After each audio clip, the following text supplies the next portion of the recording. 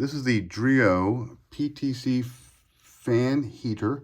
We've been using it for about a month now in my son's room, and it's been great.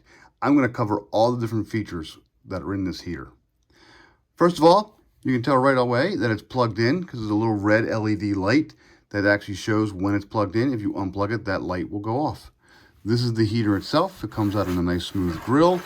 The heater is actually inside that grill. On top, there are 6 different buttons, and we'll explain every one of them in a moment. And on the back, this is where the air is pulled in. There's a handle for carrying it around when you want to just lift it up and move it around. And this back, where it pulls the air in, also opens up and works as a filter. You can go ahead and clean that off because it will go ahead and collect some dust on there. And that's where it pulls the air in. The cord is a standard cord. It's about 5.5, 6 feet long, and it's 2-prong plug. The great thing about this heater is it comes with a remote, and the remote has all the same functions on it that are also on the top of the heater. So there's a power button, turn it on and off. There's a plus and a minus button for changing settings up and down. There's a mode setting button. There's 2 modes you can run. You can run an eco mode, where it'll run in a certain temperature and then get to that temperature and stop. Or you can go ahead and run it in just sort of a manual mode where it'll just go ahead and keep pumping out heat. There's a button to turn off the beep if you don't like the heater beeping. There's a rotate button. You'll see that in a moment. And there's a timer button as well. You can have the timer go on and off anywhere between 0 to 12 hours. So let's go ahead and give it a shot. Let's turn on the power button. There we go. I happen to be in eco mode right now.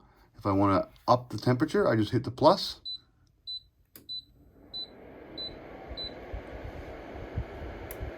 You can hear it running. Now it will set there and it will run until the thermometer in here hits 80 degrees in the surrounding area. Then it will stop for a little while. And then as the temperature drops, it'll go ahead and turn it back on to turn the temperature back up to 80 degrees. It will stay at that 80 degree mark and just kind of go up and down and try to keep the room at 80 degrees. I can hit down as well. Notice that each click makes it beep. I can turn off the beep. Now there's no beep. Now when I go up and down, no beep. I can have it, I can change the mode. That's fan only. So now it's just going to blow the fan. It's just blowing out air, just kind of keep your air flowing. I'll hit mode again. There's my 3 different settings of heat. This is H3, Eco, and Fan. So I'll go back to H3 and I can bump it down. There's H1, there's H2, and there's H3. You can hear the fan revving up and revving down as I choose different heating levels. Let's go back to H1, because it's getting a little hot. We can also make it rotate or oscillate.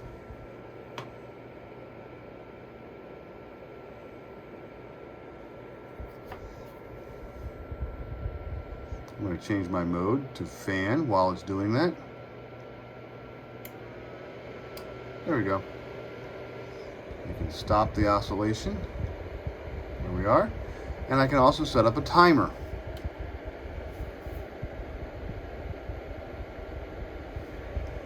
If I let that go, it will now run for 3 hours and then stop. Notice that the big LED does turn off after a few seconds. The little LEDs will stay on. I can power it off. When I power it off, it will give me a 30-second timer. It needs that to be able to cool the fan down, to cool the heating elements down inside. I just hit press power once and I watch it, and then it will shut itself off. As long as you see that timer going on, you're fine. You can walk away. It will shut itself down. It does get quite warm, so you don't want to lay your hands on it. It still is dangerous. It's a heater. That's the whole point of this.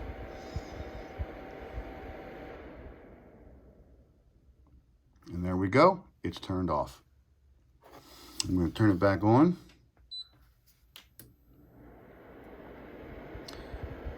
If the heater for some reason gets too hot, it's unlikely. If it does get too hot, it will go ahead and shut off and it'll give you a little error message. I've never seen that. However, I have seen one thing. If the heater is running, this is a great safety feature. if it gets knocked over or bumped, like if it gets knocked over and it's really hot, it's going to land against something, watch what happens.